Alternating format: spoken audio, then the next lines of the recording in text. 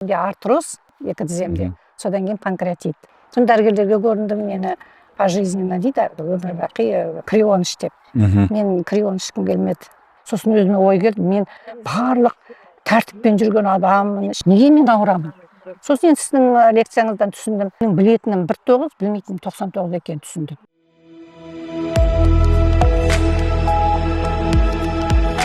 Дәрсіз денсаулық.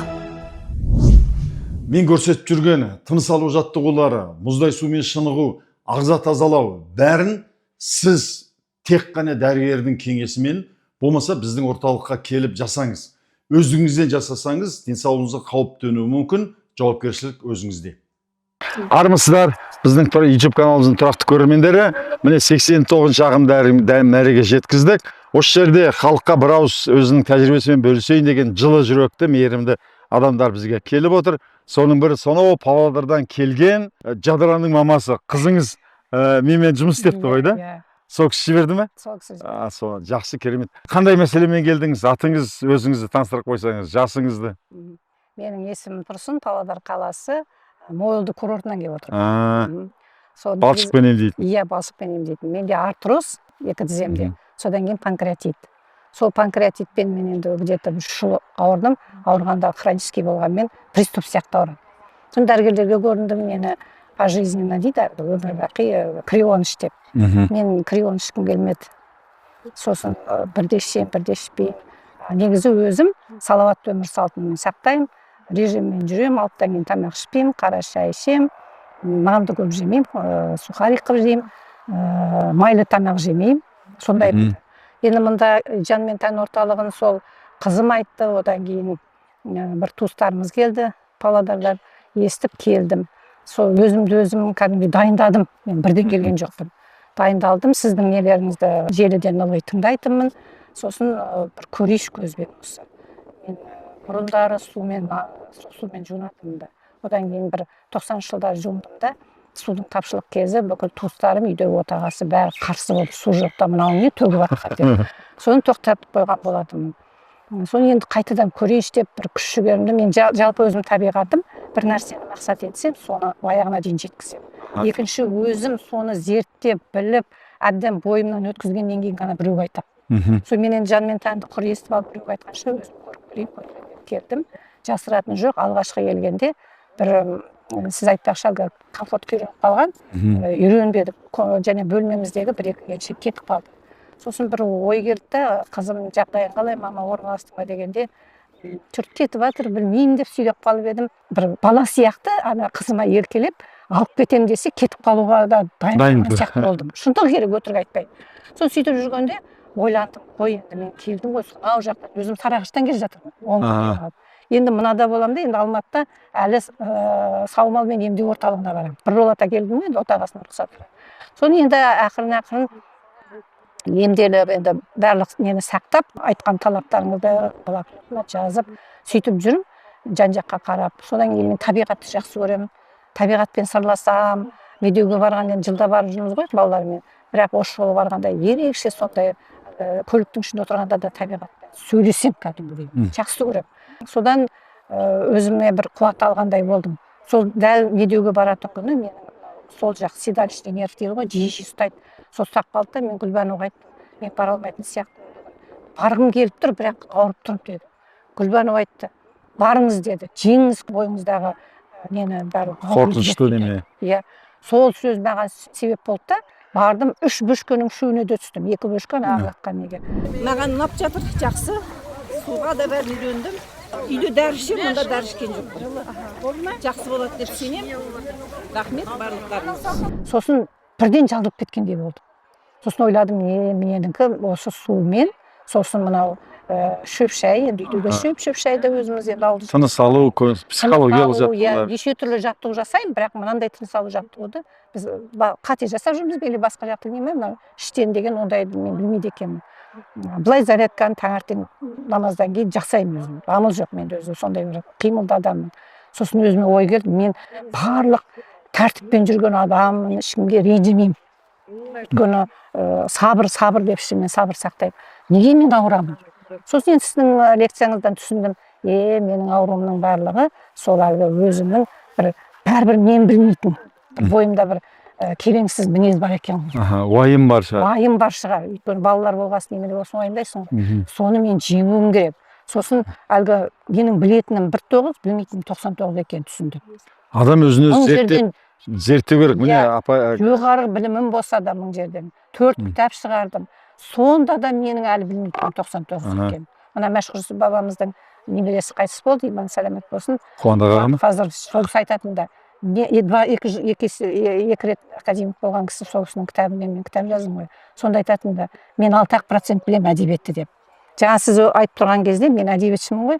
Соның бәрін оқыдық, бірақ шындығы керек бізге олай істік. Сіз айтқандай оқытқан жоқ қой. Біз ғана балаларға бір советтік ненің несі бойынша оқытты ғой. Білдіңіз бе?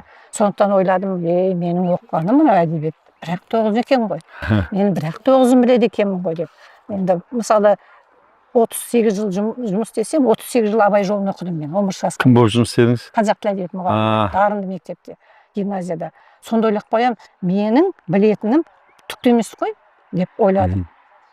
Бірақ бір жағынан енді балаларға үйреткенде біз жай ғана білім ретінде үйреттік қой. Енді 4 сағат береді абай жолында үйретеді адасыз. Содан кейін енді қарап отырсам, әлгі өмір бақи тірі кезіңде өле-өлгенше оқып өт деген осы. Дұрыс. Мен анау Санжар Керімбайды көп оқимын, кітабын ұнайтын маған. Сізді тыңдаймын. Содан кейін Омар Жәлелді тыңдайтынмын. Енді әрине әр адамның өзінің көзқарасы болады да, біреу ұнайды, біреу ұнамайды. Мен мысалы мында да естимін, біреуге ұнамай жатады, сонда мен айтамын, ренжуге болмайды. Себебі ол кісінің пікірі бір басқа, көзқарасы менікі бір басқа. Алланың құлымыз бәріміз, енді сіз құл. Бәріміз жұмыртқа сияқты бірдей болуымыз мүмкін емес. Сондықтан мен ұнамайды деп ертең үйге барып айтуға қақым жоқ. Осы жерде де қақым жоқ. Мен ұнатуым керек. Бірақ айтыңызшы, Омар Жәлелдің ойнас қылып ұлтап, ұрлық қылып мал тап, әйелді қазақ әйел деп айтпаған, ұрғашы деп айтқан, соғыстан кейінгі әйелдердің бәрі ойнас жасап, баласын көшеден тапқан деген лас, былапыт сөздерді айтып жүргені. Сонан кейін өзінің өмірінде бәленбай әйелдің басына су құйып, ана жап-жас Ләззат Мыржас деген қызды 3 баласымен Түркияға тапта тастап кетті. Ана терезеден сөкіріп өлем, баламды өлтірем деп әлеуметтік желіге жариялап жатыр. Сонысы дұрыс емес қой. Енді ондайдың қазақ айтады ғой, жақсының жақсылығын айт, нұр тассын, жаманның жамандығын айт, құты қашсын дейді. Ал ол сол сөзімен улайды ғой жастарды. Ал мен сізге айтайын, Омар Жәлелді мен абай танушы ретінде, шәкәрім танушы ретінде жақсы көріп тыңдадым да, жаңа сіздің көрсеткен видеоңыз. Мен вообще видеоны көргенде интернетті көп қарамаймын, айтып отырмын, тиктокты вообще қарамаймын. Мынау негатив жағын мүлде қарамаймын. Апай, сіз қарамағанмен балалар қарайды ғой. Жоқ, соны айтып отырмын, мен сондықтан білмейді екенмін. Омар Жәлелдің мына негатив жағын мүлде білмейді екенмін. Енді бағана мен сізге түгел видеолар жинап берейін, сұмдық енді айтып. Мен бүгін ғана көріп отырмын. Мен мұндай көрмейді екенмін. Жалпы біреу маған WhatsApp-тан негатив жіберсе, мен ренжимін да жазып жіберемін. Маған жіберме деп. Бұл жерде кішкене мен айтайын. Абай атамыз айтады ғой, кімде-кім жаман болса, замандасының бәрі виноват. Виноват дейді. Яғни осындай арсыздар, осындай тоғышарлар халықты улап жатқан кезде басқа есі дұрыс, мына есті адамдар айту керек, тайт, мынауың не деп олар тоқтату керек. Мысалы ана Жанат Қожамжаров деген келді. Айтады, Москваға барып, Кунсткамерада тұрып, Кенесарының аруағын бойыма сіңіріп алдым да, бір әйелге бердім. Енді мынау Сәуле Кенесарының қызы дейді. Ана Сәуле айтады, мен Кенесарының қызымын дейді, шатып пұтып елдіге жинап, неше түрлі азғындыққа тәрбиелейді. Омар Жәлел соны насихаттайды, Омар кім екеуін, Жанат Қожамжаров екеуін. Сондықтан мен оны қызғанып айтасың дейді, көре алмайсың дейді. Жоқ, қоғамдағы келеңсіздікті, қоғамдағы арсыздықты есті адамдар тәрбиелеу керек, тоқтату керек. Сондықтан сіздерге де айтатыным, ана 84 жастағы өзбектің апасы ана өзбектің айранын, басқа нәрсесін насихаттап, сөйтіп халыққа өсиет ұлағат көрсетіп жатыр ғой, сіздер көрсету керек. Әсіресе сіз сияқты дұрыс өмір сүру салтын ұстанған адамдар, сіз өмір бойы ұстанып жүрсіз.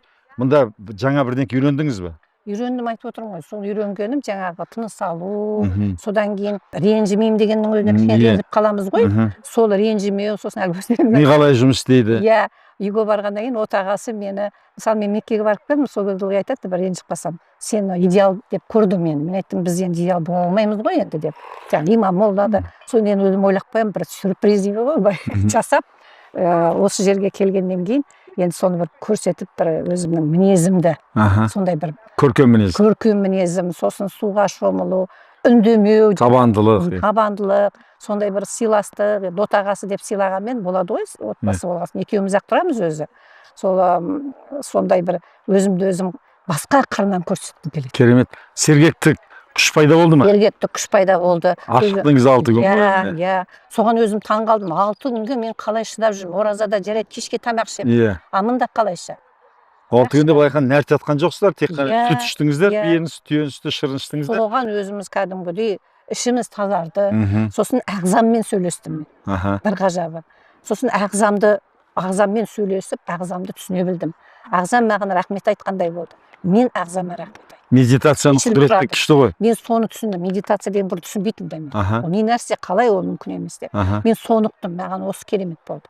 Бағана да міне айтып жатқан кезде мен кәдімгі ағзаларымды сезіп, бірінші күні сезген жоқпын шыны керек. Сезіп, кәдімгідей солармен әңгімелесіп, рахмет айтып, олар да маған рахмет айтты. Жасыңыз қаншада? 67-те. Не? 67-те болса да жоғары білімді адам, өмір бойы іздеген адам айтады. Орыстар айтады ғой, век живи, век учись. Қанша өмірің бар, адам оқу керек, іздену керек. Абайды оқып, жастарға насихаттап жүрген әпкемізге ұзақ өмір сүріп, қызыңыз жиһаз фабрикасында істеді ғой, Жадырада. Жадыра өте жарайсың да, мысалы анаңды қадірлеп, оған телевизор әперіп, диванға отырғызып қойғаннан денсаулық кемейді. Анаңа телефон алып беру мүмкін, сақина, сырға әпересің, бірақ денсаулық әпере алмайсың. Анаңды осылай денсаулықты шынымен өз қолымен істейтін, сақтайтын жерге жіберіп, осылай көмектесіп жатқаныңа мыңдап рахмет. Сенің де ұрпағың осылай алдынан шықсын, немерелердің қызығын көріңіз, ұзақта бақуатты өмір жасаңыздар. Міне, құрметті ағайын, адамның денсаулыққа адам лайық болу керек, өзі еңбек сіңіру керек. Міне мына кісі артық салмағы жоқ, осылай ізденіп жүр. Осы ізденудің игілігін көріңіз, өмір жасыңыз ұзақ болсын. Лайк қойып, комментарий қойып, осындай қазақтың апалары көп болсын, халық үлгі тарата берсін деп, сіздер де осыны тарата жүріңіздер.